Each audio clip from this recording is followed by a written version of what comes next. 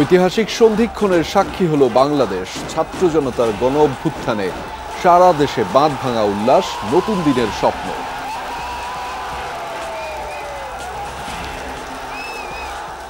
জান্নাতে গেলে যে শান্তি পাওয়া যায় তার চাইতে বেশি আমি শান্তি পাচ্ছি এখন। ছাত্ররা সবসময় অন্যায়ের প্রতিবাদ করেছে, ভবিষ্যতে করবে। সবাইকে হুঁশিয়ার করে দিতে চাই, ১.৫ দশকের রুদ্ধশ্বাস জেলখানা থেকে বাংলার মানুষ মুক্তি পেল। এই বিজয় সারা বাংলাদেশের ছাত্র সমাজে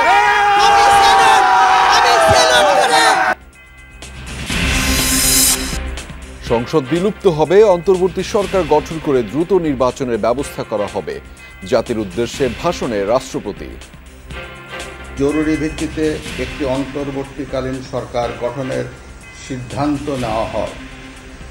সকল দল ও অংশীজনদের সাথে আলোচনা করে গঠিত অন্তর্বর্তীকালীন সরকার যত দ্রুত সম্ভব নির্বাচনের ব্যবস্থা করবে। গোটা আন্দোলন ঘিরে সংঘটিত সকল হত্যাকাণ্ডের বিচার হবে, আশ্বস্ত করলেন সেনাপ্রধান। ধ্বংসাত্মক কার্যক্রম পরিহার করে দেশ গঠনে ভূমিকা রাখার আহ্বান। ইন্টারিম গভর্নমেন্টের মাধ্যমে এদেশের সমস্ত কার্যকলাপ চলবে।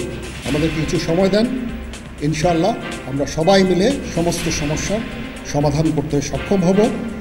আপনারা আর এই সংঘাতের পথে যাবেন না। দেশে সাম্প্রদায়িক সম্প্রীতি বজায় রাখার আহ্বান বৈষম্য বিরোধী ছাত্র আন্দোলনের। আজ জাতির কাছে তুলে ধরা হবে সরকার গঠনের রূপরেখা। সকলের প্রতিনিধিত্ব নিশ্চিত করে তাদের সাথে আলোচনার মাধ্যমে আমরা একটা অন্তর্বর্তীকালীন জাতীয় সরকারের রূপরেখা এবং নাম, সেই সরকারে কারা কারা থাকবে সেই নামগুলো ঘোষণা করব। রাষ্ট্রপতির সাথে ৩ বাহিনীর প্রধান ও রাজনৈতিক দলের নেতাদের বৈঠক, সহিংসতা পরিহারের আহ্বান। মুক্তি দেওয়া হবে সেই সমস্ত নেতা কর্মী, ছাত্র নেতা যাদেরকে অন্যায়ভাবে গত ১ জুলাই থেকে বন্দী করে রাখা হয়েছে। বিভিন্নভাবে আমাদের অর্থনীতি এখন পঙ্গু হয়ে গেছে। আমি জানি পুলিশ বাহিনীর কেউ বাড়াবাড়ি করেছে, কিন্তু আমি এরকম ফুটেজও দেখেছি যে পুলিশ বাহিনীর আহত একজন ছাত্রকে কাঁধে করে নিয়ে যাচ্ছে। ফুল দেন, মিষ্টি বিতরণ করেন, কিন্তু রাষ্ট্রীয় কোনো সম্পদের 1 ইঞ্চি ক্ষতি কেউ করবেন না। পদত্যাগ করে দেশ ছেড়েছেন শেখ হাসিনা। সামরিক হেলিকপ্টারে ভারতে গিয়েছেন। গণভবন, প্রধানমন্ত্রীর কার্যালয়ে ঢুকে পড়ে সাধারণ জনতা।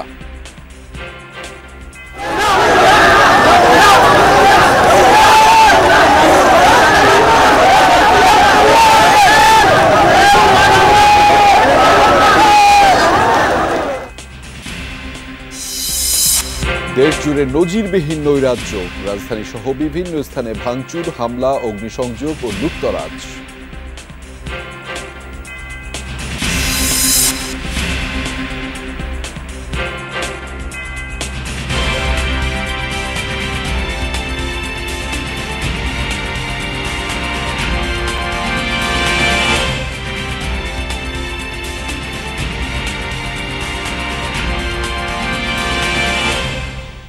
দর্শক, আমন্ত্রণ যমুনা নিউজে আপনাদের সাথে আছি আমি আহমেদ রেজা।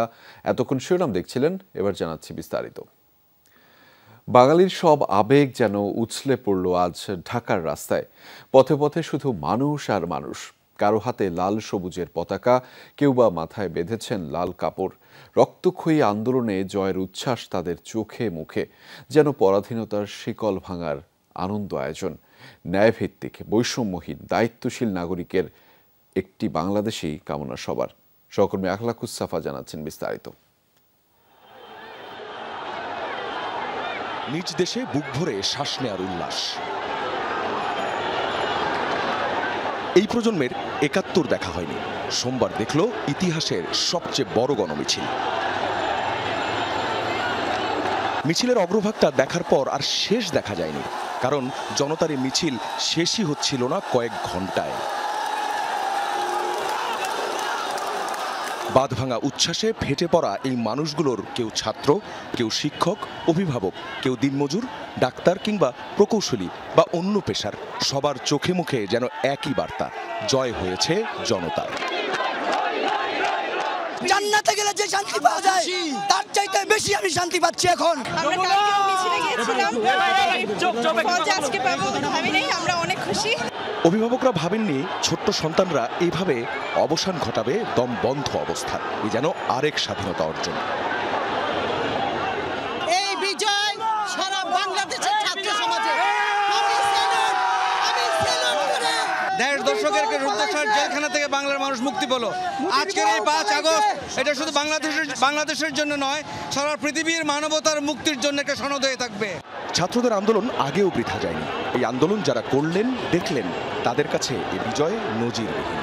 আসলে কালকেও বুঝতে পারিনি যে এত তাড়াতাড়ি পেয়ে যাব। আমার মেয়েরা কালকে মিছিলে গিয়েছিল, আমিও ছিলাম সাথে। তো আলহামদুলিল্লাহ। আসলে ছাত্রদের কথা এরপর যারা দেশ চালাবেন তারা যেন মনে রাখেন আন্দোলনে গুলি করতে হয় না। সরকার যেই আসুক না কেন, ছাত্ররা সবসময় অন্যায়ের প্রতিবাদ করেছে, ভবিষ্যতে করবে। সবাইকে হুঁশিয়ার করে দিতে চাই। পাড়া মহল্লার প্রতিটি মানুষের যে অংশগ্রহণ এবং এক দফা দাবিতে তাদের যে একাত্ম অবস্থান ছিল, সেই অবস্থানেরই একটি ফলাফল আজ দেখা যাচ্ছে।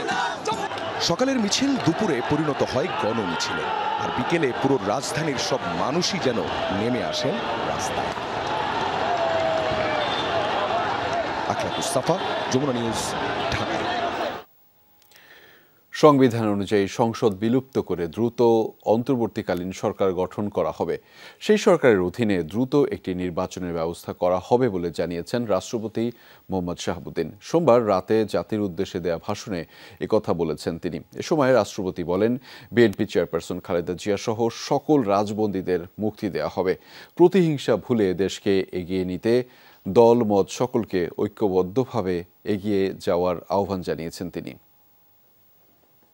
প্রধানমন্ত্রীর পদত্যাগ ও বৈষম্য বিরোধী ছাত্র আন্দোলনে সৃষ্ট পরিস্থিতিতে আজ বঙ্গভবনে 3 বাহিনীর প্রধান এবং বিভিন্ন রাজনৈতিক দলের নেতৃবৃন্দ, সুশীল সমাজের প্রতিনিধি ও বৈষম্য বিরোধী ছাত্র আন্দোলনের কয়েকজন সমন্বয়কদের সাথে আলোচনা হয়।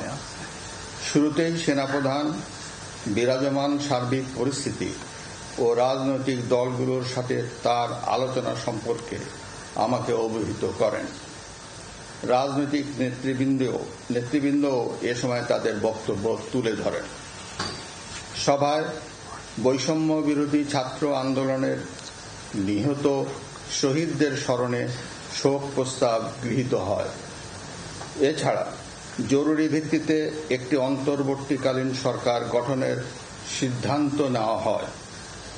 সকল দল ও অংশীজনদের সাথে আলোচনা করে গঠিত অন্তর্বর্তীকালীন সরকার যত দ্রুত সম্ভব নির্বাচনের ব্যবস্থা করবে। বৈষম্য বিরোধী ছাত্র আন্দোলন ও বিভিন্ন মিথ্যা মামলায় আটক সহ সকল বন্দীদের মুক্তি দেওয়া হবে। বৈষম্য বিরোধী ছাত্র আন্দোলনের নিহতদের পরিবারদের ক্ষতিপূরণ প্রদান ও আহতদের সুচিকিৎসার প্রয়োজনীয় সকল সহায়তা দেওয়া হবে। সর্বসম্মতিক্রমে বিএনপির চেয়ারপারসন বেগম খালেদা জিয়াকে মুক্তি দেওয়ার সিদ্ধান্ত নেওয়া হয়। প্রিয় দেশবাসী, আমি দেশের আইন শৃঙ্খলা পরিস্থিতি স্বাভাবিক করতে এবং লুপ্তরাজ ও ধ্বংসাত্মক কর্মকাণ্ড বন্ধ করতে রাজনৈতিক দলগুলোর প্রতি আহ্বান জানাচ্ছি। জনগণের জানমাল ও রাষ্ট্রীয় সম্পদ রক্ষায় সশস্ত্র বাহিনীকে কঠোর পদক্ষেপ নেওয়ার নির্দেশ প্রদান করছি। সাম্প্রদায়িক সম্প্রীতি ও সংখ্যালঘুদের নিরাপত্তা নিশ্চিত করতে এবং সরকারি সম্পত্তি রক্ষায় সকলকে এগিয়ে আসার আহ্বান জানাচ্ছি। দেশের অর্থনীতি, প্রশাসন ও শিল্প কল কারখানা চালু রাখার লক্ষ্যে সকলকে কার্যকর ভূমিকা রাখার আহ্বান জানাই। ছাত্র নেতৃবৃন্দ ও শিক্ষকদের সাথে আলোচনা সাপেক্ষে অতি শীঘ্রই শিক্ষা প্রতিষ্ঠানগুলি খুলে দেওয়া হবে। এছাড়া যারা হত্যা ও সহিংসতার সাথে জড়িত নিরপেক্ষ তদন্তের মাধ্যমে তাদেরকে আইনের আওতায় আনা হবে। গণপ্রজাতন্ত্রী বাংলাদেশের সংবিধান অনুযায়ী অনতিবিলম্বে বর্তমান সংসদ বিলুপ্ত করা হবে। দেশের সকল অফিস আদালত আগামীকাল থেকেই স্বাভাবিকভাবেই চলবে।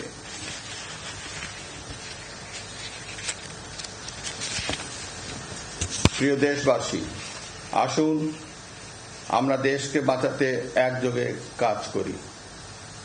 পারস্পরিক হিংসা বিদ্বেষ ভুলে ও প্রতিহিংসার ঊর্ধ্বে উঠে দেশকে এগিয়ে নিতে নিজ নিজ অবস্থান থেকে ভূমিকা রাখার জন্য আমি বিনয়ের সাথে আপনাদের প্রতি অনুরোধ করছি। একটি সুন্দর ও সোনালী ভবিষ্যতের প্রত্যাশায় আমরা এগিয়ে যাব ইনশাআল্লাহ। মহান আল্লাহ আমাদের সহায় হন। খোদা হাফেজ।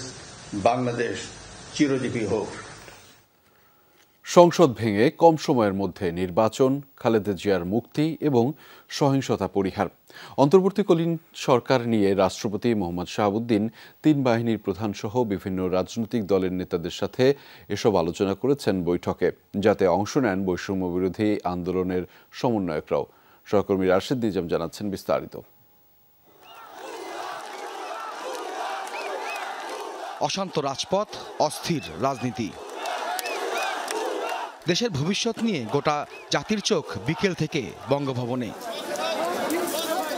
সন্ধ্যা 7টার পর থেকে রাষ্ট্রপতি মোহাম্মদ শাহাবুদ্দিন চুপ্পুর সঙ্গে বৈঠক শুরু হয় রাজনৈতিক নেতাদের। ছিলেন সেনাবাহিনী প্রধান জেনারেল ওয়াকারুজ্জামান, নৌবাহিনী প্রধান অ্যাডমিরাল এম নাজমুল হাসান, বিমান বাহিনীর প্রধান air chief marshal Hasan Mahmud Khan. Quota বিরোধী আন্দোলনের নিহতদের স্মরণে শোক প্রস্তাব দিয়ে শুরু হওয়া আলোচনায় সিদ্ধান্ত হয় কম সময়ের মধ্যে একটি অন্তর্বর্তীকালীন সরকার গঠনের। পার্লামেন্ট ভেঙে দিয়ে অতি দ্রুত একটি ইন্টারিম গভর্নমেন্ট, অন্তর্বর্তীকালীন সরকার গঠন করা হবে নির্দলীয় সরকারদেরকে নিয়ে। আজকে সিদ্ধান্ত হয়েছে যে দেশনেত্রী বেগম খালেদা জিয়াকে অবিলম্বে কোনো কালক্ষেপ না করে তাকে মুক্তি দেওয়া হবে। সেই সঙ্গে মুক্তি দেওয়া হবে সেই সমস্ত নেতা কর্মী, ছাত্র নেতা যাদেরকে অন্যায়ভাবে গত 1 জুলাই থেকে বন্দি করে রাখা হয়েছে, তাদের সকলকে মুক্তি দেওয়া হবে। যত তাড়াতাড়ি সম্ভব এই শূন্যস্থান পূরণ করবার জন্যে একটি অন্তর্বর্তী সরকার গঠন করতে হবে এবং সেটা সবার সাথে আলোচনা করে গঠন করা হবে। বিভিন্নভাবে আমাদের অর্থনীতি এখন পঙ্গু হয়ে গেছে।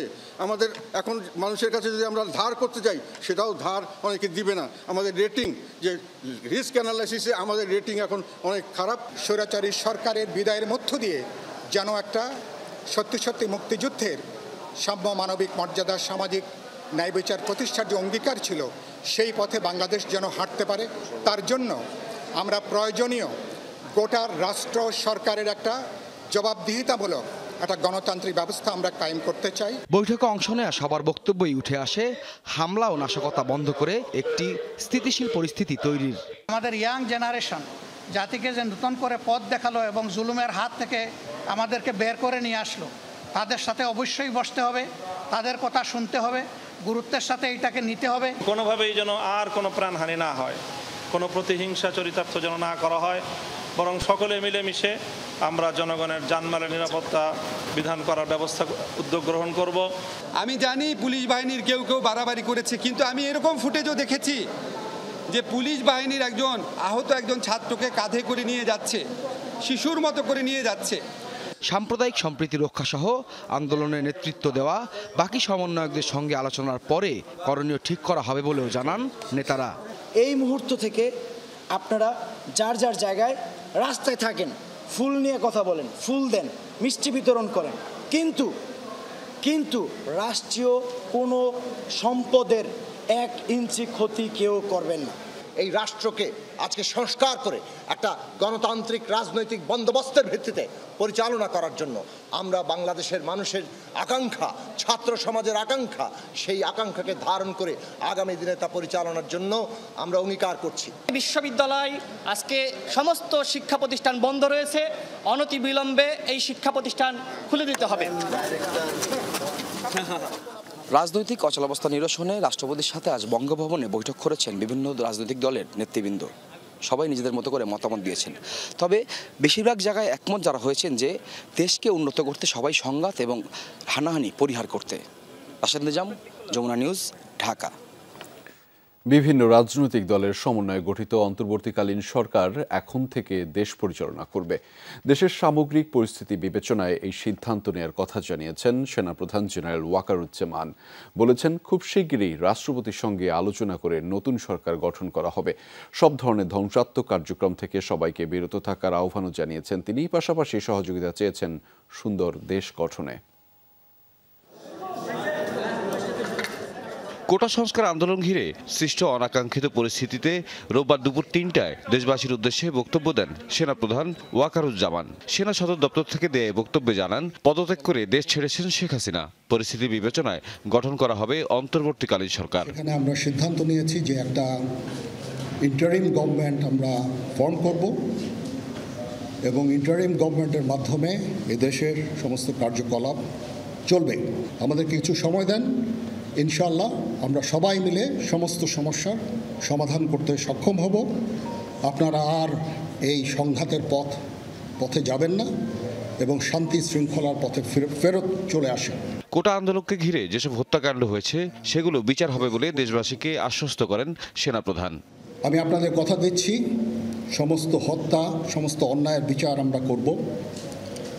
আপনারা সেনাবাহিনীর প্রতি আস্থা রাখেন, সশস্ত্র বাহিনীর প্রতি আস্থা রাখেন।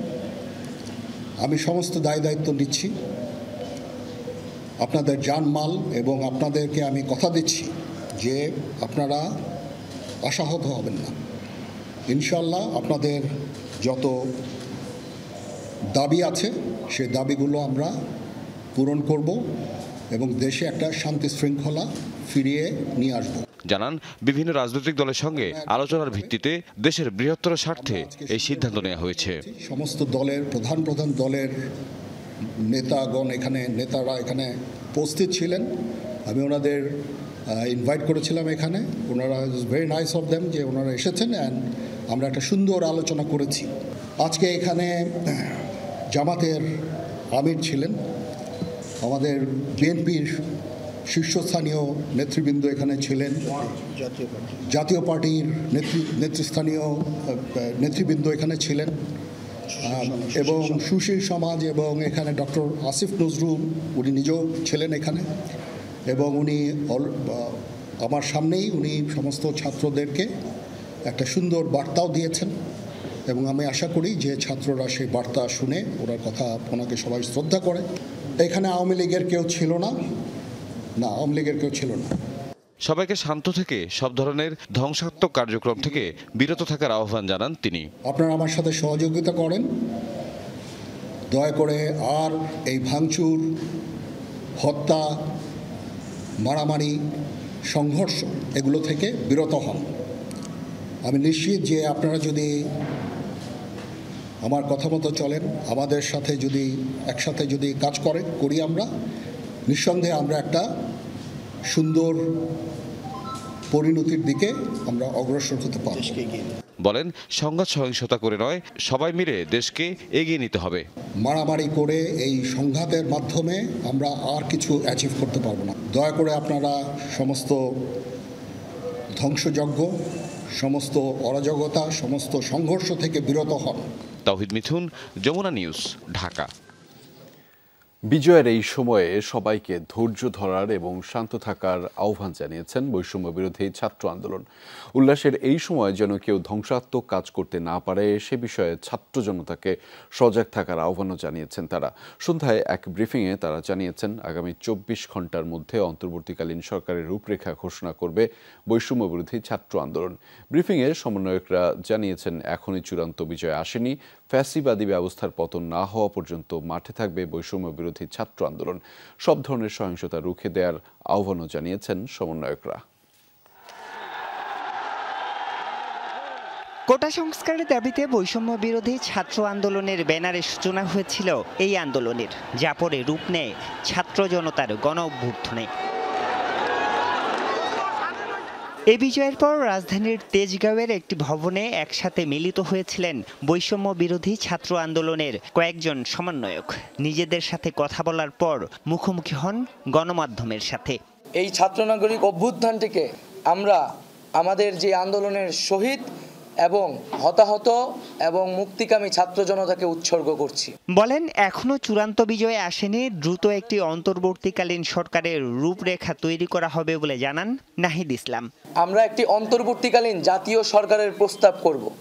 সেই জাতীয় সরকারে অভ্যুত্থানকারী ছাত্র নাগরিকদের অংশ থাকবে এবং সমাজের যে নাগরিক সমাজ সহ যে নানান পেশাজীবী এবং নানান ধরনের পক্ষ রয়েছে সকলের প্রতিনিধিত্ব নিশ্চিত করে তাদের সাথে আলোচনার মাধ্যমে আমরা একটা অন্তর্বর্তীকালীন জাতীয় সরকারের রূপরেখা এবং নাম, সেই সরকারে কারা কারা থাকবে সেই নামগুলো ঘোষণা করব। বর্তমান পরিস্থিতির সুযোগ নিয়ে কেউ যেন রাষ্ট্রীয় সম্পদ স্থাপনায় আগুন দিতে না পারেন সেই বার্তা দিয়েছেন সমন্বয়করা। একই সাথে সংখ্যালঘু কেউ যেন হামলার শিকার না হন সেই আহ্বান রাখেন সবার প্রতি। এই দেশ আমার, এই রাষ্ট্রীয় সম্পদ আমাদের, সেক্ষেত্রে কেউ যাতে কোনো ধরনের লুটপাট, সাম্প্রদায়িক হামলা, কোনো ধরনের উস্কানিতে কান না পাতে মুক্তিকামী ছাত্র জনতাকেই সতর্ক থাকতে হবে এবং দেশের সম্পদ রক্ষা করতে হবে। আন্দোলন করতে গিয়ে যারা আটক হয়েছেন তারা সহ গেল 16 বছরে যত রাজনৈতিক নেতাকর্মীকে কারারন্তীন করা হয়েছে তাদের মুক্তি দাবি করেছেন সমন্বয়করা। এই যে তারা একটি গণহত্যার সাথে জড়িত এবং এর আগেও পিলখানা হত্যাকাণ্ড থেকে শুরু করে বিভিন্ন গণহত্যা, গুম, খুন, মানবাধিকার লঙ্ঘন, ভোটাধিকার লঙ্ঘনের সাথে তারা জড়িত। এর অবস্থায় বিচারের ব্যবস্থা করতে হবে। ফ্যাসিবাদী ব্যবস্থা থাকলে আবারও দেশে শেখ হাসিনার জন্ম নিতে পারে, আবারও যে কোনো সরকার ফ্যাসিবাদী কিংবা স্বৈরাচারী রূপ ধারণ করতে পারে। দেশ ছেড়ে পালিয়ে গেলেও সব হত্যা, গুম, খুনের বিচারের দাবিও জানান সমন্বয়করা। তারা বলেন বিশ্ববিদ্যালয়ের হলগুলো আর কোনো রাজনৈতিক ছাত্র সংগঠনের নিয়ন্ত্রণে থাকবে না, তা নিশ্চিত করবে বৈষম্য বিরোধী ছাত্র আন্দোলন। হলে গিয়ে প্রবেশ করবে এবং বিশ্ববিদ্যালয়ে নিজেদের অবস্থান রাখবেন। আরিফুর রহমান সবুজ, যমুনা নিউজ, ঢাকা। বৈষম্য বিরোধী ছাত্র আন্দোলনের এক দফা দাবির মুখে শেষ পর্যন্ত প্রধানমন্ত্রীর পদ থেকে পদত্যাগ করেছেন শেখ হাসিনা, গিয়েছেন ভারতে। এর আগে ছোট বোন শেখ রেহানাও দেশ ছেড়েছেন। বৈষম্য বিরোধী ছাত্র আন্দোলন সরকার পদত্যাগের এক দফা দাবিতে রূপ নেয়ার একদিন পরই পতন হলো আওয়ামী লীগ নেতৃত্বাধীন সরকারের। প্রধানমন্ত্রী হিসেবে পদত্যাগ করলেন শেখ হাসিনা। এরপর বেলা 2:30টার দিকে একটি সামরিক হেলিকপ্টার তাকে নিয়ে যাত্রা করে। এর আগেই দেশ ছাড়েন ছোট বোন শেখ রেহানাও। হেলিকপ্টারটি ভারতের উদ্দেশ্যে ছেড়ে যায় বলে জানা গেছে। মাননীয় প্রধানমন্ত্রী পদত্যাগ করেছেন এবং এখন একটা ইন্টারিম গভর্নমেন্ট ফর্ম করে আমরা আমাদের কার্যক্রম পরিচালনা করব। বিতর্কিত ও ভোটারবিহীন নির্বাচনের মাধ্যমে গত 7 জানুয়ারি টানা চতুর্থবারের মতো প্রধানমন্ত্রী হিসেবে শপথ নিয়েছিলেন শেখ হাসিনা, কিন্তু গণ আন্দোলনের মুখে শেষ পর্যন্ত পদত্যাগ করে দেশ ছাড়তে হলো তাকে। আলমগীর স্বপন, যমুনা নিউজ, ঢাকা। দুপুরের পরপরই গণভবনের নিরাপত্তা ভেঙে ভেতরে প্রবেশ করে বিক্ষুব্ধ জনতা। মূল গেট ছাড়াও আশপাশের দেয়াল ভেঙে ও টপকে চলে যায় নারী পুরুষ সবাই। হাজার মানুষের ভিড়ে নিরাপত্তা তো দূরে থাক, প্রধানমন্ত্রীর বাসভবনেই চেনা দায় হয়েছিল। এ সময় গণভবনের মালামাল লুট করে নিয়ে যায় বিক্ষুব্ধ জনতা। কেউ অসৎ উদ্দেশ্যে, কেউ বা আবার ক্ষোভ ছাড়েন মালামাল নিয়ে।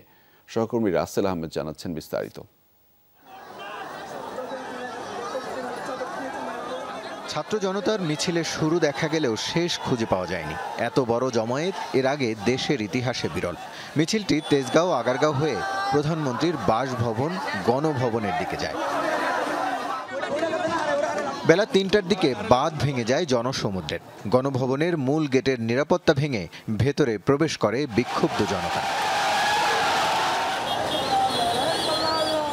ভেঙে ফেলা হয় সীমানা প্রাচীর, কেউ কেউ দেয়াল টপকে কাঁটাতার পেরিয়েও ভেতরে প্রবেশ করে।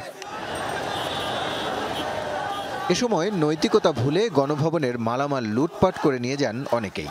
চেয়ার, টেবিল, খাট, সোফা, বিছানা, শাড়ি, এমনকি এসি যে যেভাবে পারেন তাই নিয়ে যান। রাষ্ট্রের সর্বোচ্চ ব্যক্তির বাসভবন দূরে থাক, লুটপাটের এমন চিত্র কোথাও দেখা যায়নি এর আগে। আমরা সামনে অগ্রসর হই, তখন আমরা সেলিউট জানাই এবং সেলিউট জানার পরে পরবর্তীতেই দেখি যে আমরা গণভবনে সবাই ঢুকে গেছে। শেখ হাসিনার শাড়িরা, শেখ হাসিনার শাড়ি ভাই, শেখ হাসিনার শাড়ি গণভবন থেকে ভাই, গণভবন থেকে। বিক্ষুব্ধ জনতা এ সময় বেশ কয়েকটি গাড়ি ভাঙচুর করে। আগুন দেয়া হয় গাড়িসহ গণভবনের বেশ কিছু স্থাপনায়। গণভবনে বিক্ষুব্ধ জনতার ভিড় তখন আশপাশের এলাকা ছাড়িয়ে যায়। উল্লাস করে বিজয়ের স্লোগান দিতে থাকেন আন্দোলনকারীরা। রাসেল আহমেদ, যমুনা নিউজ, ঢাকা। সোমবার বিকেলে গণভবনের অভ্যন্তরে আন্দোলনকারী ও উৎসুক জনতার অনেকেই ঢুকে পড়লেও রাতে এর চতুর্দিকে ঘিরে নিরাপত্তা বেষ্টনী চোখে পড়েছে। এর নিরাপত্তার দায়িত্বে নিয়েছে সেনাবাহিনী। রাতের চিত্র তুলে ধরেছেন সহকর্মী বনিয়ামিন। সোমবার দুপুরের পর থেকে আন্দোলনকারী সহ উৎসুক জনতার বেশ একটা অংশ গণভবনের মধ্যে ঢুকে পড়েন এবং সে সময় গণভবনের মালামাল সহ বেশ কিছু জিনিসপত্র সবাই যার যার হাতে করে নিয়ে বের হতে দেখা যায়। তবে রাত থেকে গণভবনের নিরাপত্তা নিয়ে নেয় সেনাবাহিনী, যেটা আমরা আমাদের পেছনেই গণভবন। এখন পর্যন্ত গণভবন নিরাপদেই আছে বলা যায় এবং গণভবনের চারপাশ বেশ অন্ধকার। সেনাবাহিনী আছেন পাহারায় এবং তারা নিরাপত্তা দিয়ে যাচ্ছেন বলে আমরা দেখতে পেয়েছি, জানতে পেরেছি। এবং আমরা এই রাতের বেলা বিভিন্ন রাজধানীর সড়কগুলোতে যেটা দেখেছি যে এই গণভবনের মালামালই অনেকে যে যার মতো করে বিভিন্নভাবে নিয়ে যাচ্ছেন, কেউ গাড়ি দিয়ে, কেউ রিক্সা দিয়ে, কেউ ভ্যান দিয়ে, নানানভাবে যে যার মতো করে নিয়ে যাচ্ছেন। তবে গণভবন এখন যেটা পরিস্থিতি বিরাজ করছে, পুরা এলাকাটা আসলে চারপাশটা থমথমে অবস্থায়। বনিয়ামিন, যমুনা নিউজ, ঢাকা। দুপুরে হাজার হাজার মানুষ নিয়ন্ত্রণ নেয় সংসদ ভবন এবং প্রধানমন্ত্রীর কার্যালয়ের। আন্দোলনকারীদের সাথে এ সময় যোগ দেয় সর্বস্তরের মানুষ। সংসদের বিভিন্ন স্থান ভেঙে প্রবেশ করে তারা। স্বল্প সময়ের মধ্যে নেয় নিয়ন্ত্রণ। Computer, laptop, television, chair, table, গুরুত্বপূর্ণ ডকুমেন্টস নিয়ে যায় সাধারণ মানুষ। প্রধানমন্ত্রীর কার্যালয়েও ঢুকে পড়ে তারা। তাদের চাওয়া, দুর্নীতি বন্ধ করে এখন মনোযোগ দিতে হবে দেশ সংস্কারে। মাহফুজ মিটুর ক্যামেরায় বিস্তারিত জানাচ্ছেন রিমন রহমান। দুপুর 1:30টার পর থেকেই সংসদ ভবন এলাকায় প্রবেশ করতে থাকে মানুষ। প্রবেশ করে লোহার উঁচু প্রাচীর টপকে। মূল ফটক দিয়েও হাজার হাজার মানুষ প্রবেশ করে। গন্তব্য ছিল সংসদ ভবন। সংসদ সদস্যরা যেখানে বসে আইন পাশ করেন সেই ভবনের ছাদে ওঠে মানুষ। জাতীয় পতাকা উড়িয়ে উচ্ছ্বাস জানান অনেকে। স্বাধীন বাংলাদেশ চাই, আমরা যাতে স্বাধীনভাবে কথা বলতে পারি, আমাদের পূর্ণাঙ্গ স্বাধীনতা অর্জন করেছি। এক পর্যায়ে সংসদের মূল ভবনে প্রবেশ করে অনেকে। ভেতরে ঢুকে তারা সকল জায়গার নিয়ন্ত্রণ নেয়। আসবাবপত্র, কম্পিউটার, গুরুত্বপূর্ণ ডকুমেন্ট নিয়ে রাখা হয় এক জায়গায়। সুন্দর একটা ব্যবস্থাপনার মাধ্যমে দেশ পরিচালিত হোক, এটাই চাই। আগামী প্রজন্ম এই দেশটাকে সুন্দরভাবে বিনির্মাণ করতে পারে। সংসদ ভবনের মধ্যে একতলা, দুইতলা, তিনতলা, চারতলা, পাঁচতলা সহ প্রত্যেকটা তলায় কিন্তু মানুষ প্রবেশ করেছে এবং যে যার মতো পারছে এখানে নিয়ন্ত্রণ নিচ্ছে। বিভিন্ন যন্ত্রপাতি, বিভিন্নভাবে দামি জিনিসপত্র, কম্পিউটার, ল্যাপটপ সহ যত জিনিস আছে সেই জিনিসগুলো তছনছ করা হয়েছে। এ সময় সাধারণ মানুষ সংসদের কাগজপত্রও নিয়ে যায়। তাদের দাবি এসব সংরক্ষণ করা হবে। আমি মনে করি এটা আমার কাছে সেফ, আমার কাছে সেফ। এটা আমি যখন সময় মনে হবে অবশ্যই আমি জায়গা মতো দিয়ে আসবো। অনেক আছে কর্মমজুর, তারা পর্যন্ত যা পাইছে সব নিয়ে গেছে, সামান্য লেক্সাস বিস্কুট তাও নিছে। আমরা পুরো লজ্জিত। সাধারণ শিক্ষার্থীরা এখানে এসেছেন, তারা এই রাষ্ট্রের সম্পদ সুরক্ষা করার জন্য, রক্ষা করার জন্য তারা এখানে দাঁড়িয়েছেন। এখানে অনেকে বিশ্ববিদ্যালয় এবং কলেজের দাঁড়িয়ে তাদের যে আমাদের জনগণের টাকায় কেনা যে সম্পদ, সেই সম্পদ রক্ষা করার জন্য চেষ্টা করছে। রাষ্ট্রীয় সম্পদ রক্ষায় বিশ্ববিদ্যালয়ের শিক্ষার্থীরা উদ্যোগ নেয়। কেউ যাতে কোনো সম্পদ না নিতে পারে সে ব্যাপারে সতর্ক করা হয়। ওদিকে দুপুরে প্রধানমন্ত্রীর কার্যালয়েও নিয়ন্ত্রণ নেয় সাধারণ মানুষ। দেয়াল টপকে ভেতরে প্রবেশ করে মূল ফটক খুলে দেওয়া হয়। তারপর প্রবেশ করে হাজার হাজার মানুষ। বৈঠক রুম, দরবার হল সহ প্রতিটি কক্ষে মানুষ প্রবেশ করে। এ সময় তারা কোটা বিরোধী আন্দোলনের নানা স্লোগান দেয়ালে লিখে দেন। অনেকে প্রধানমন্ত্রীর কার্যালয়ের ছাদে ওঠে। সেখানে দাঁড়িয়ে উচ্ছ্বাস প্রকাশ করা হয়। বলা হয় রাষ্ট্র সংস্কারে সকলকে এগিয়ে আসতে হবে। তবে প্রধানমন্ত্রীর কার্যালয় থেকে গুরুত্বপূর্ণ জিনিসপত্র নেবার সময় বাধা দেয় সচেতন শিক্ষার্থীরা। তারা জনগণের সম্পদ সুরক্ষায় উদ্যোগ নেয়। গণভবনের পাশের লেকে নেমে গোসল করে হাজার হাজার মানুষ। রিমন রহমান, যমুনা নিউজ, ঢাকা। ভারতের গাজিয়াবাদে হিন্দন বিমান ঘাঁটিতে শেখ হাসিনার সাথে সাক্ষাৎ করেছেন দেশটির জাতীয় নিরাপত্তা উপদেষ্টা অজিত দোভাল।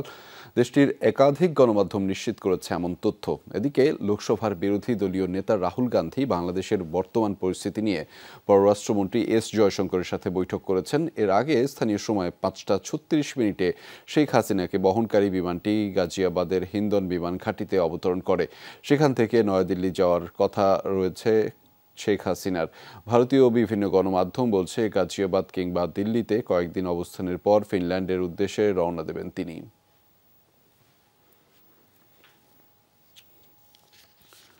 অন্তর্বর্তীকালীন সরকারের প্রধান উপদেষ্টা হিসেবে নোবেল বিজয়ী ডক্টর মোহাম্মদ ইউনূসের নাম প্রস্তাব করা হবে বলে জানিয়েছেন বৈষম্য বিরোধী ছাত্র আন্দোলনের সমন্বয়ক নাহিদ ইসলাম। সামাজিক যোগাযোগ মাধ্যমে পোস্ট করা একটি ভিডিওতে এই কথা জানিয়েছেন তিনি। এ সময় নাহিদ বলেন, ছাত্র জনতার সফল অভ্যুত্থানের পর ফ্যাসিস্ট ও তার দোসররা দেশ জুড়ে নৈরাজ্য করছে। ছাত্র জনতার অভ্যুত্থান নস্যাৎ করার জন্যই পরিকল্পিতভাবে এসব ঘটনা হচ্ছে বলেও অভিযোগ করেছেন তিনি।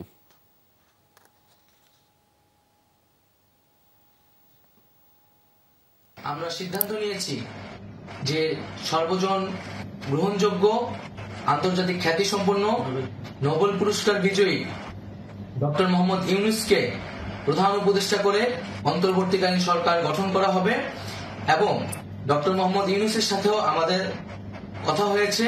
তিনি ছাত্র জনতার আহ্বানে বাংলাদেশকে রক্ষা করতে এই গুরু দায়িত্ব নিতে সম্মত হয়েছে। আমরা সকালের মধ্যেই আমরা এই সরকার গঠনের প্রক্রিয়া দেখতে চাই। শেখ হাসিনা পদত্যাগ করে দেশ ছেড়ে পালিয়ে যাওয়ার পর আন্দোলনকারী লাখো ছাত্র জনতার আক্রোশের শিকার হয়েছে রাজধানীর বেশ কয়েকটি থানা। ঘণ্টার পর ঘণ্টা অবরোধের পর হামলা, ভাঙচুর এবং আগুন দিয়ে জ্বালিয়ে দেওয়া হয়েছে থানা ভবনগুলো। জনরোষে পড়ার করুণ মুহূর্তেও আটকে পড়া পুলিশ সদস্যদের উদ্ধারে এগিয়ে আসেনি পুলিশ সদর দপ্তর বা অন্য কোনো আইনশৃঙ্খলা বাহিনী। তার আগে আটকে পড়া পুলিশের এলোপাথারি গুলিতে আহত হয়েছেন শতাধিক মানুষ। সোমবার দুপুরে সাধারণ ছাত্র জনতাকে শান্ত থাকার আহ্বান জানিয়ে সেনা সদস্যরা কনভয় নিয়ে যাত্রাবাড়ি ছেড়ে যান। এরপর বিক্ষুব্ধ জনতা চারদিক থেকে এগিয়ে আসে চৌরাস্তার হানিফ ফ্লাইওভারের নিচে। তখন থেকেই মোড়ের যাত্রাবাড়ি থানা ভবন ঘিরে ফেলার চেষ্টা শুরু হয় বিক্ষুব্ধ ছাত্র জনতার। একটা দেশের পুলিশের প্রতি সাধারণ মানুষের কত ধরনের থাকলে এরকম ভাবে থানা জ্বালায় দেয়। আপনি দেখেন এইদিকে থানার অবস্থা কি, মানে আত্মরক্ষার জন্য ওরা গুলি করো, কিন্তু তোরা এইভাবে এইমাত্র এখান থেকে একটা মানুষ মারছে, ওরা সাপ থেকে শুট করে। পাল্টা প্রতিরোধের চেষ্টা করে পুলিশ। কিছুক্ষণ পরপর মুহুর্মুহু গুলি, টিয়ার গ্যাস, সাউন্ড গ্রেনেড ছুড়ে ছত্রভঙ্গ করে দেওয়া হয় জনতাকে। এ সময় গুলিবিদ্ধ হয়ে আহত হন অর্ধশতাধিক মানুষ।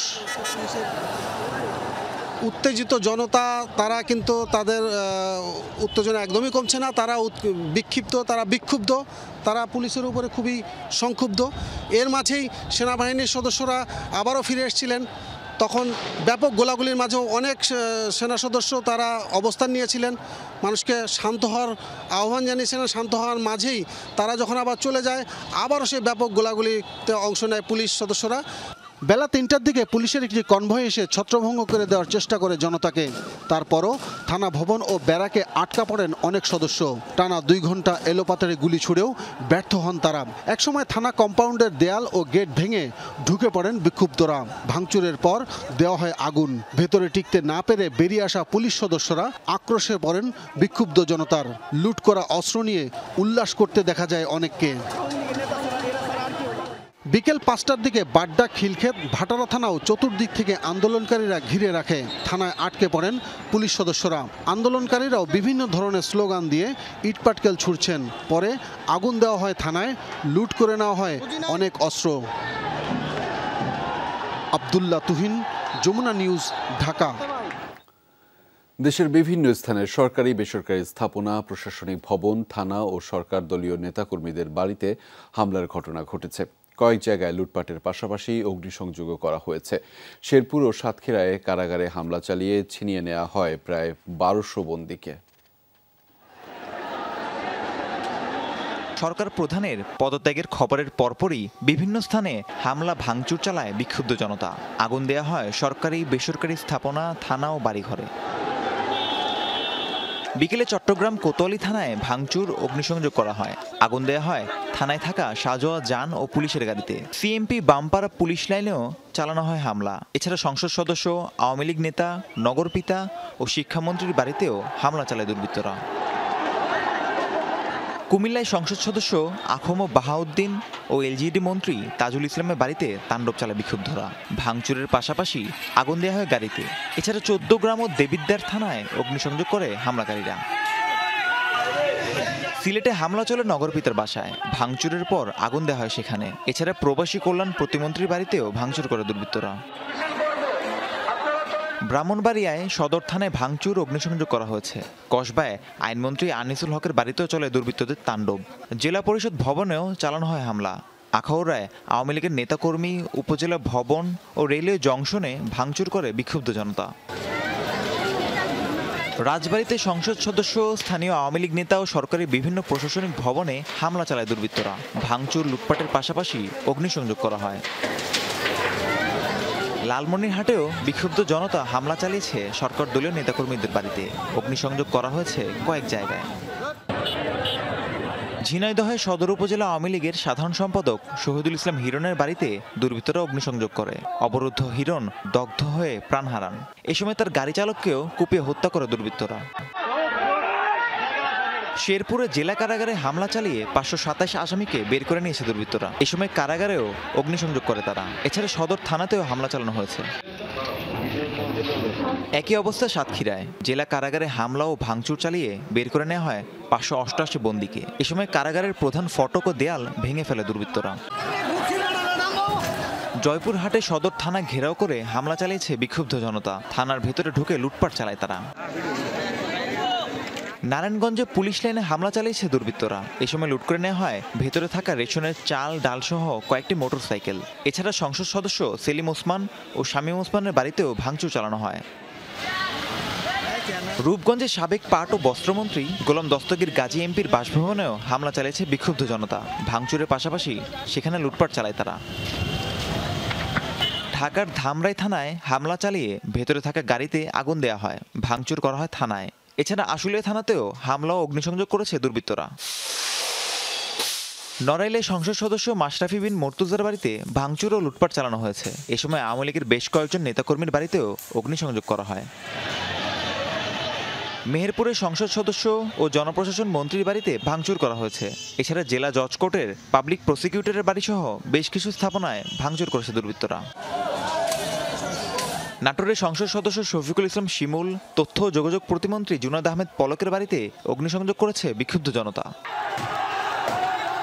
বরগুনায় সংসদ সদস্য সুলতানা নাদিরা ও সাবেক সংসদ সদস্য ধীরেন্দ্র দেবনাথ শম্ভুর বাসভবনে হামলা চালানো হয়েছে। মাদারীপুরের সংসদ সদস্য শাহজাহান খান, কেন্দ্রীয় আওয়ামী লীগের যুগ্ম সাধারণ সম্পাদক আফম বাহাউদ্দিন নাসিমের বাসভবন এবং তাদের মালিকানাধীন কয়েকটি স্থাপনায় আগুন দিয়েছে বিক্ষুব্ধরা। ঝালকাঠিতে বীরনিবাসে হামলা ও ভাঙচুর চালানো হয়েছে। দুর্বৃত্তরা বীরনিবাসে প্রবেশ করে ভাঙচুর করে আসবাবপত্র। কুষ্টিয়ায় মডেল থানায় হামলা চালিয়ে অস্ত্র ও মোটরসাইকেল লুট করেছে দুর্বৃত্তরা। এরপর অগ্নিসংযোগ করা হয়। এছাড়া 2 সংসদ সদস্য আওয়ামী লীগের যুগ্ম সাধারণ সম্পাদক মাহবুবুল আলম হানিফ ও কামরুল আরেফিনের বাসভবন এবং কার্যালয়ে ভাঙচুর অগ্নিসংযোগ করেছে বিক্ষুব্ধ জনতা। চুয়াডাঙ্গায় সরকার দলীয় নেতাকর্মীদের ঘরবাড়িতে হামলা চালানো হয়েছে। লুট করা হয়েছে ব্যবসা প্রতিষ্ঠানেও। ফেনীতে সংসদ সদস্য নিজাম হাজারীর বাগানবাড়ি এবং পুরাতন বাসায় ভাঙচুর করেছে বিক্ষুব্ধ জনতা। এ সময় লুটপাট এবং অগ্নিসংযোগ করে তারা। এছাড়া আওয়ামী লীগের নেতাকর্মীদের বাড়িতেও হামলা চালানো হয়। পঞ্চগড়ে আহমদীয়া সম্প্রদায়ের উপর হামলা চালিয়ে বাড়িঘরে অগ্নিসংযোগ করেছে দুর্বৃত্তরা। এ সময় ধারালো অস্ত্র দিয়ে কুপিয়ে জখম করা হয় অন্তত 25 জনকে। পরে পুলিশ ও সেনাবাহিনী তাদের উদ্ধার করে হাসপাতালে ভর্তি করে। এছাড়া লক্ষ্মীপুর, বান্দরবন, বরগুনা, টাঙ্গাইল সহ বিভিন্ন স্থানে হামলা অগ্নিসংযোগের ঘটনা ঘটেছে। রাহিম সারোয়ার, যমুনা নিউজ। থানা ঘিরে দিনভর উত্তপ্ত ছিল বাড্ডার পরিস্থিতি। রাতে তা হয়ে ওঠে আরও জটিল। হামলার বিপরীতে আন্দোলনকারীদের ছত্রভঙ্গ করতে গুলি ছোড়ে পুলিশ। পরে শেষ রাতের দিকে পুলিশের একটি দল সাজোয়া যান নিয়ে থানায় আটকে পড়া সদস্যদের উদ্ধার করে নিয়ে যায়।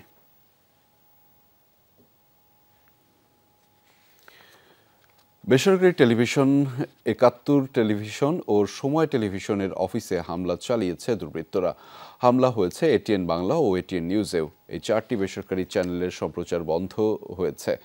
বিকেলে সময় টিভিতে হামলা করে দুর্বৃত্তরা। প্রথমে কিছু উৎসুক জনতা বিয়ে উত্তম সিআর দত্ত রোডের নাসির ট্রেড সেন্টারের 9ম ফ্লোরে হামলা চালায়। পরে ভাঙচুর চালিয়ে নাসির ট্রেড সেন্টারের নামফলক মুছে দেয় তারা। ভবন মালিকরা তাদের থামানোর চেষ্টা করলেও তা কাজে আসেনি। পরের সময় টিভির ফ্লোরে যাওয়ার চেষ্টা করেন তারা, বাধা দিলে লিফটে ভাঙচুর চালানো হয়।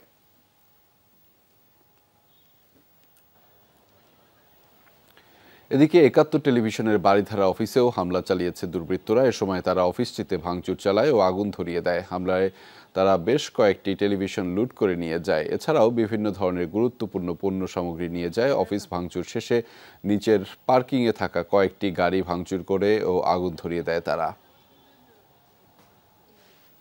থানা ঘিরে দিনভর উত্তপ্ত ছিল বাড্ডার পরিস্থিতি। রাতে তা হয়ে ওঠে আরও জটিল। হামলার বিপরীতে আন্দোলনকারীদের ছত্রভঙ্গ করতে গুলি ছোড়ে পুলিশ। পরে শেষ রাতের দিকে পুলিশের একটি দল সাজোয়া যান নিয়ে থানায় আটকে পড়া সদস্যদের উদ্ধার করে নিয়ে যায়। বিস্তারিত জানাচ্ছেন তানভীর মৌসুম।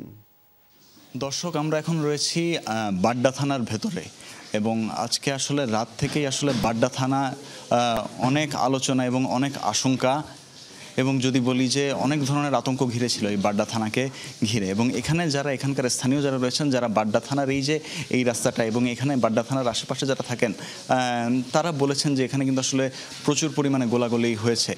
সে কথাটি কিন্তু তারা বলেছেন এবং তারা বলেছেন যে এখানে আসলে যে কী পরিমাণ ক্ষয়ক্ষতি হয়েছে সেটাও তারা বলেছেন এবং সেই সাথে হতাহত, নিহত, আহতের কথাও তারা বলেছেন। এবং এখানে তাদের আসলে বেশ কিছু অভিযোগ রয়েছে। এখানকার যারা এলাকাবাসী রয়েছেন তারা বলেছেন যে পুলিশ আসলে এখানে মুহুর্মুহু গুলি চালিয়েছে এবং টিয়ার শেল তারা নিক্ষেপ করেছে, বিভিন্ন ধরনের কথা কিন্তু তারা বলেন। এবং আমরা দেখেছি যে আসলে এই যে বাড্ডা থানার অবস্থা, বাড্ডা থানার যদি বলি যে মূল সড়ক থেকে যখন ভিতরে আসতে আমরা দেখতে পাই যে আসলে পুরো এই যে ভিতরের এই গলিটি, পুরো গলিটি কিন্তু আসলে পুরোই রণক্ষেত্রতে রূপ নিয়েছিল এবং এখন যা কিছু আছে তার পুরোটাই মূলত ধ্বংসস্তূপ। এবং পুরো থানার মধ্যে আসলে আগুন লেগে গিয়েছে এবং আগুনে পুড়ে গিয়েছে। এবং এখানে আরেকটি বিষয় হচ্ছে, যেহেতু এটি একটি ব্যক্তি মালিকানাধীন ভবনে আসলে বাড্ডা থানার অবস্থান ছিল, এখানকার দোতলা তিনতলাতেও আসলে আমরা দেখতে পেয়েছি যে প্রচুর পরিমাণে এখানে ক্ষয়ক্ষতির চিহ্ন, বলতে গেলে কোনো কিছুই অবশিষ্ট নেই, কোনো কিছুই অক্ষত নেই। এবং এখানকার বাড়ির মালিকও বলছেন যে আসলে এই যে এরকম ক্ষয়ক্ষতি এবং সে ক্ষয়ক্ষতির যে তাকে আসলে অনেক দিন ধরে টানতে হবে। গোলাগুলিটা মূলত শুরু হয় 2টা বা তার কিছু আগে পরে এরকম সময়ের মধ্যেই তারা এই সময়ের কথাটা উল্লেখ করেন। তারা আমাদেরকে কিছু অবিস্ফোরিত বুলেটও দেখান এবং আমরাও দেখতে পাই যে আসলে এখানে বিভিন্ন ধরনের গুলির যে পরবর্তীতে যে ব্যবহৃত কার্তুজগুলো রয়েছে সেগুলো পড়ে থাকতে আমরা দেখেছি। তারা অনেকগুলো জায়গা দেখিয়েছেন আমাদেরকে যেগুলো আসলে সম্পূর্ণরূপে ক্ষতিগ্রস্ত হয়ে গিয়েছে। বাড্ডা থানার এই এলাকাটিতে যা আসলে ঝড় বয়ে গেছে এবং এখানে যে আসলে একটি অনেক বড় রণক্ষেত্র তৈরি হয়েছিল সেটার আলামত কিন্তু এই পুরো এলাকা জুড়ে স্পষ্ট। বাড্ডা থানার ভিতর থেকে আমার কাছে এই ছিল সর্বশেষ। মঙ্গলবার সকাল থেকে বাংলাদেশের সব সরকারি, আধা সরকারি, স্বায়ত্তশাসিত, আধা স্বায়ত্তশাসিত বেসরকারি প্রতিষ্ঠান, কলকারখানা খোলা থাকবে। রাতে আন্তঃবাহিনীর জনসংযোগ পরিদপ্তর আইএসপিআর থেকে পাঠানো এক বিজ্ঞপ্তিতে এই তথ্য জানানো হয়। এতে বলা হয়, মঙ্গলবার চলমান কারফিউ সকাল 6টা পর্যন্ত বলবৎ থাকবে। জনপ্রশাসন মন্ত্রণালয়ের ঘোষিত 3 দিনের সাধারণ ছুটি পরিবর্তন করা হয়েছে। আগামীকাল মঙ্গলবার থেকে, অর্থাৎ আজ মঙ্গলবার দিন থেকে দেশের সকল স্কুল, কলেজ, শিক্ষা প্রতিষ্ঠান ও কলকারখানা খোলা রাখার নির্দেশনা দেওয়া হয়েছে। আইএসপিআর থেকে আরও জানানো হয়, সেনাবাহিনী প্রধান আজই সকল ছাত্র শিক্ষক প্রতিনিধির সাথে সরাসরি আলোচনায় বসবেন।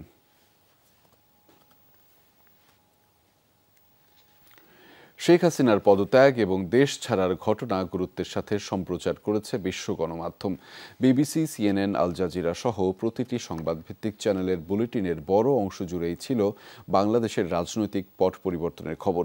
আওয়ামী লীগ সরকার শাসনামলের দুর্নীতি, হত্যা, গুমসহ বিরোধী দলের ওপর নিপীড়নের বিভিন্ন ঘটনাও তুলে ধরে এসব গণমাধ্যম।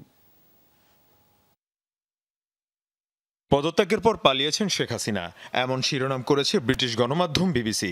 আন্তর্জাতিক সংবাদ মাধ্যমে বিস্তারিত তুলে ধরা হয় বাংলাদেশের রাজনৈতিক পট পরিবর্তনের ঘটনা। হাসিনার পতনে রাজপথে মানুষের উল্লাসের খবর তুলে ধরে বিবিসি, পাশাপাশি চলে সরাসরি সম্প্রচারও। শেখ হাসিনার ক্ষমতা ছাড়া এবং অন্তর্বর্তী সরকারের দায়িত্ব নেওয়ার সংবাদ গুরুত্বের সাথে তুলে ধরে আন্তর্জাতিক গণমাধ্যম আল জাজিরা।